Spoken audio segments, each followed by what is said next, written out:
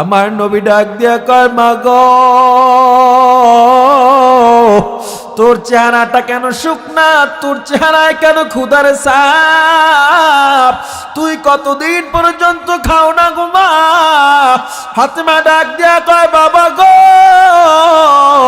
আমি খেয়ে থাকি না খেয়ে থাকি আমার কোনো কষ্ট নাই, তবে তোমার আদরের হাসান,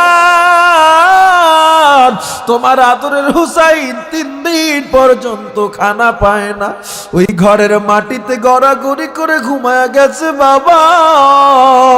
ও বাবা, বলো একজন মা কেমনে ধৈর্য ধারণ করে হাসান যখন খানা চায়, হোসাইন যখন খানা চায়, আমি কোনো জবাব দিতে পারি না। ও বাবা গো, আমি কি করব বলো? নবী কান্নায় ভেঙে পড়ছে। নবীর কান্না শুনিয়া, ফাতেমার কান্না শুনিয়া হাসানের ঘুম ভেঙে গেল, হোসাইনের ঘুম ভেঙে গেল। আল্লাহর নবী এবার নিজের কান্না কন্ট্রোল করছে, ওদের ঘুম যেন না ভাঙে। কিন্তু হাসান হোসাইন দৌড়ে এসে আমার নবীর পাও 2টা জড়াইয়া ধরছে। হোসাইন সামনের থেকে নবীর কোমরটা জড়াইয়া মাথাটা নবীর পেটের সাথে লাগাইয়া দিছে, আর ডাক দিয়া কয়, নানা গো, কতদিন পর্যন্ত খবর নেও নাই? ও নানা, আজকে একটা বিচার করবা? তুমি তো সব আরবের বিচার করো, তুমি তো বিচারক। ও নানাজি, আজকে যদি একটা বিচার না করো, তোমায় আমরা মানব না। আল্লাহ নবী বলে, ও হাসান কি হয়েছে, হোসাইন কি হয়েছে বলো? হাসান হোসাইন এবার পেটের থেকে গেঞ্জিটা সরাইয়া দিছে, আর ডাক দিয়া কয়, নানা গো, তাকায়া দেখো, পেটটা পিঠির সাথে লাগিয়ে গেছে, ক্ষুধার যন্ত্রণার সহ্য করতে পারি না। ও নানা, তোমার মেয়ে খানা দিবে বলে চুলায় খানা পাকাইয়া এরপরও আমাদের দেয় নাই। আজকে বিচার করবা, কেন এতবার মিথ্যা কথা বলেছে, খানা কেন দেয় নাই? আমার নবী ফাতেমারে ডাক দিয়ে কয়, ও ফাতেমা, তুমি কেন এমনটা করেছো, জবাব দাও। ফাতেমা ডেকে বলে, ও আমার বাবা, আমি মা কেমনে ধৈর্য ধরবো? বারবার যখন ওরা খানা চায়, আমি তখন আর কিছু বলতে পারি না। আমি চুলার মধ্যে গরম পানি বসায়া উপরে ঢাকনাটা দিয়ে বারবার বলেছি, তোদের জন্য খানা হইতেছে, ধৈর্য ধর। ও হাসান ও হোসাইন, কান্না করিস না। ও নবীর উম্মতের দল, দেখেন তাদের কত কষ্ট। আমার নবী হাসান হোসাইন এত বুঝাই, দেখ হাসান, ধৈর্য ধর। আল্লাহ তাআলা যেভাবে চালায় আমরা সেভাবে খুশি থাকাটাই মুমিনের কাজ। আল্লাহর নবীর একজন সাহাবী তলহা মদিনায় নামাজের পর মসজিদে নববী থেকে সব সাহাবায়ে কেরাম নববীতে বসে বসে ইবাদত করে, তাসবিহ তাহলিল পড়ে, কিন্তু তলহা রাদিয়াল্লাহু তাআলা আনহু নামাজ পড়ে দ্রুত বেগে ঘরে চলে যায়। 1 দিন 2 দিন 3 দিন 4 দিন 5 দিন সাহাবায়ে কেরামের নজর আর এড়ায় না। সাহাবায়ে কেরাম একদিন ফজরের পর নবীকে ডাক দেয়া কয়, হে পয়গম্বর, আপনার প্রিয় সাহাবী তলহা প্রতিদিন নামাজ আদায়ের পর তাসবিহ তাহলিল না পড়ে দ্রুত বেগে বাড়ি চলে যায়। তলহা কি ইবাদত করতে কষ্ট পায় নাকি? ও নবী, আপনি একটু দেখবেন। আল্লাহর নবী দেরি আর করেন নাই, সব সাহাবায়ে কেরামদেরকে নিয়ে নবী আমার তলহার বাড়িতে চলে গেল। তলহার বাড়িতে গিয়া ডাক দেয়, তলহা দরজা খোলো, আমি নবী। ভিতর থেকে কোনো আওয়াজ নাই। আবার আমার নবী ডাক দেয়, তলহা দরজা খোলো। ভিতর থেকে কোনো আওয়াজ পাওয়া যায় না। আবার আমার নবী ডাক দেয়, 4 বার ডাক দিছে, তলহা কোনো জবাব দেয় না। একজন সাহাবী কয়, তলহার ঘুম মনে হয় অনেক বেশি, এই জন্য নামাজের পর দ্রুত এসে বাসায় ঘুমায়া গেছে। কিন্তু কিছুক্ষণ পর তলহা ইয়াবকুন, কান্না করতে করতে নবীর সামনে এসে দাঁড়াইছে। আমার নবী ডাক দিয়া কয়, তলহা, তোমার চোখে পানি কেন? আমাকে জবাব দাও, তুমি আমার কথার জবাব কেন দাও না? তলহা ডেকে বলে, ও মায়ার নবী আমার, আপনার মতো একজন রহমাতুল্লিল আলামিন আমার ঘরে আসছে, আমি কেমনে জবাব না দিয়ে পারি ও নবী? কিন্তু আমি জবাব দেওয়ার মতো কোনো পরিস্থিতি নাই, কারণ আপনার তলহা এত গরীব, ঘরের মধ্যে দুইটা কাপড় নাই, একটা মাত্র কাপড়। এই কাপড় পরে আমি চলি, আমার স্ত্রী চলে।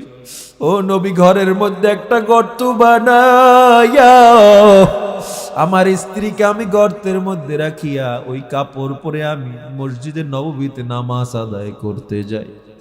আবার সূর্য উঠে যাবে এই ভয়তে আমি দ্রুত স্ত্রীর নামাজের জন্য নামাজ শেষ করে আমি দ্রুত বাড়িতে চলে আসি। ও নবী, এবার আমি গর্তের মধ্যে ঢুকি, আমার স্ত্রী উঠিয়া সেই কাপড় পেঁচাইয়ার পরে নামাজ আদায় করে।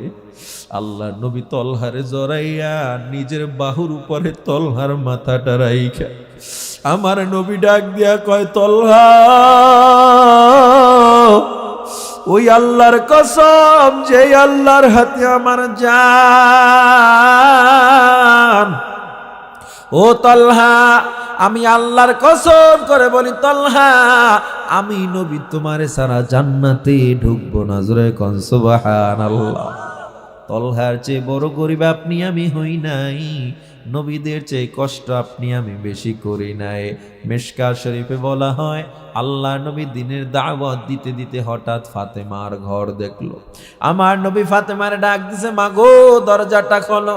ফাতেমা ঘর থেকে কোনো জবাব দেয় না। আবার ডাক দিছে, মা আমি তোমার বাবা, দরজাটা খোলো। ফাতেমা কোনো জবাব দেয় না। আমার নবী কয়, মা কি হয়েছে, জবাব দাও না। ঘর থেকে ফাতেমা জবাব দেয়, ও বাবা গো, আমার শরীরে যথেষ্ট পরিমাণে কাপড় নাই, বিভিন্ন জায়গা থেকে কাপড়গুলো ছিঁড়ে গেছে, আমি তোমার সামনে কেমনে দাঁড়াবো? আমার নবী নিজের গায়ের একটা চাদর জানালা দিয়ে দিল, নে মা গায়ে লাগায় সামনে আয়। ফাতেমা রাদিয়াল্লাহু তাআলা আনহা চাদরটা গায়ে লাগায়া যখন নবীর সামনে এসে দাঁড়ায়, আল্লাহ নবী ফাতেমার চেহারার দিকে তাকাইয়া হাউমাউ করে কান্না শুরু করে দেয়। আমার নবী ডাক দিয়া কয়, মা গো, তোর চেহারাটা কেন শুকনা? তোর চেহারায় কেন ক্ষুধার ছাপ? তুই কতদিন পর্যন্ত খাও না গো মা? ফাতেমা ডাক দিয়া কয়, বাবা গো, আমি খেয়ে থাকি না খেয়ে থাকি আমার কোনো কষ্ট নাই, তবে তোমার আদরের হাসান, তোমার আদরের হুসাইন 3 দিন পর্যন্ত খানা পায় না, ওই ঘরের মাটিতে গড়াগড়ি করে ঘুমায়া গেছে বাবা।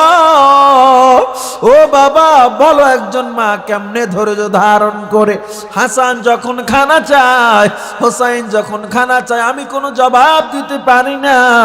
ও বাবা গো, আমি কি করব বলো? নবী কান্নায় ভেঙে পড়ছে। নবীর কান্না শুনিয়া, ফাতেমার কান্না শুনিয়া হাসানের ঘুম ভেঙে গেল, হোসাইনের ঘুম ভেঙে গেল। আল্লাহর নবী এবার নিজের কান্না কন্ট্রোল করছে, ওদের ঘুম যেন না ভাঙে। কিন্তু হাসান হোসাইন দৌড়ে এসে আমার নবীর পাও দুইটা জড়ায়া ধরছে। হোসাইন সামনের থেকে নবীর কোমরটা জড়ায়া মাথাটা নবীর পেটের সাথে লাগাইয়া দিছে, আর ডাক দিয়া কয়, নানা গো, কতদিন পর্যন্ত খবর নেও নাই? ও নানা, আজকে একটা বিচার করবা? তুমি তো সব আরবের বিচার করো, তুমি তো বিচারক। ও নানাজি, আজকে যদি একটা বিচার না করো, তোমায় আমরা মানব না। আল্লাহ নবী বলে, ও হাসান কি হয়েছে, হোসাইন কি হয়েছে বলো। হাসান হোসাইন এবার পেটের থেকে গেঞ্জিটা সরাইয়া দিছে, আর ডাক দিয়া কয়, নানা গো তাকায়া দেখো, পেটটা পিঠির সাথে লাগিয়ে গেছে, ক্ষুধার যন্ত্রণার সহ্য করতে পারি না। ও নানা, তোমার মেয়ে খানা দিবে বলে চুলায় খানা পাকাইয়া এরপরও আমাদের দেয় নাই। আজকে বিচার করবা, কেন এতবার মিথ্যা কথা বলেছে, খানা কেন দেয় নাই? আমার নবী ফাতেমারে ডাক দিয়ে কয়, ও ফাতেমা, তুমি কেন এমনটা করেছো, জবাব দাও। ফাতেমা ডেকে বলে, ও আমার বাবা, আমি মা কেমনে ধৈর্য ধরবো? বারবার যখন আর খানা চায় আমি তখন আর কিছু বলতে পারি না। আমি চুলার মধ্যে গরম পানি বসায়া উপরে ঢাকনাটা দিয়ে বারবার বলেছি, তোদের জন্য খানা হইতেছে, ধৈর্য ধর। ও হাসান ও হোসাইন, কান্না করিস না। ও নবীর উম্মতের দল, দেখেন তাদের কত কষ্ট। আমার নবী হাসান হোসাইন এত বুঝাই, দেখ হাসান ধৈর্য ধর, আল্লাহ তাআলা যেভাবে চালায় আমরা সেভাবে খুশি থাকাটাই মুমিনের কাজ। আমরা আর কান্না করব না, আল্লাহর উপরে ভরসা করি। ছোট মানুষের কান্না তো বন্ধ হয় না, কয় নানা গো ক্ষুধার যন্ত্রণা সইতে পারি না। আল্লাহ নবী কয়, তোরা আমার কাছে বিচার চাও, তোরা তো আমার খবর একবার নিলি না। আল্লাহ নবী পেটের থেকে নিজের চাদরটা সরাইয়া দিছে। হাসান রে তাকা দেখ, ও হোসাইন তাকা দেখ, তোরা 3 দিন পর্যন্ত খাও না, আর তোর নানা 7 দিন পর্যন্ত খায় না। আল্লাহু আকবার বলেন, আল্লাহু আকবার। তোরা তো 3 দিন পর্যন্ত খাও না, তোর নানায় 7 দিন পর্যন্ত না খায়া পেটের ভিতরে 7টা পাথর বেঁধে তোর বাড়ির সামনে আসছে। কোন রেওয়ায়তে 3টা পাথর বাঁধা ছিল। পাথর বাঁধার কারণ কি? ওই মরুভূমির মধ্যে সব ছিল গরম, কিন্তু একটা পাথর ছিল, যত সূর্যের তাপ বাড়তো পাথরটা তত ঠান্ডা হয়ে যাইত। এই জন্য পেটের ক্ষুধা গরম নিবারণের জন্য আমার নবী পেটে পাথর বেঁধে বেঁধে দিনের দাওয়াত দিয়েছে। ক্ষুধার জ্বালায় নবীজি মোর বেঁধেছিলেন পেটে পাথর, কাতর হয়ে মাঝে মাঝে পড়ে যেতেন জমিনে, নবী বিনে কে তরাবে পুসিরাত মিজানে। এমন এতিম নবী আমার,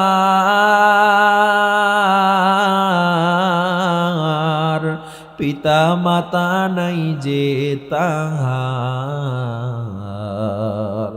তারপরেও কত মারা মারলো তাকে দুশ্মনী, নবী বিনে কে তরাবে পুলসিরাত মিজানে। ও নবীর উম্মতের দল, আল্লাহর গোলাম, ও মুমিনের দল, ও আমার যুবক বৃদ্ধ বাবারা, আল্লাহ নবী চাইলে তো ধন দৌলত কম পাইতো না। ও যুবক, আজ যদি বলি সেই নবীর আদর্শ মেনে চলো, যুবকরা বলে হুজুর বুড়া হয়ে দাড়ি রাখবো, বুড়া হয়ে নামাজ পড়বো, বুড়া হয়ে ইবাদত করবো বান্দা। অথচ তুমি কি জানো না আল্লাহ বলেছেন কুল্লু নাফসিন যায়িকাতুল মাউত, মৃত্যু হবে, তবে মৃত্যু বান্দা এমন একটা জিনিস গ্যারান্টি নেই কখন এসে যায়। অনুনয় বিনয় করে বান্দা তওবাকারীকে আল্লাহ বড় পছন্দ করে। আর গুনাহ করিও না, নামাজ ছাড়িও না। ওরে বান্দা, আর গুনাহ করব না, নামাজ ছাড়বো না, দাড়ি কাটবো না, সুদ খাবো না, ঘুষ খাবো না, যদি তোমার অন্তরটায় যদি মোহাব্বত নবীর জন্য থেকে থাকে, আমার নবীর আর কাঁদাবো না। আল্লাহ নবী বুখারী শরীফে জানায়া দেয় 24 ঘন্টা কারো গুনাহ হয় না, তবে বান্দা জেনে নাও ঘুমাইলেও তো কারো গুনাহ হয় না। বান্দা জেনে নাও যারা দাড়ি কাটেন ঘুমাইলেও গুনাহ হয় বান্দা।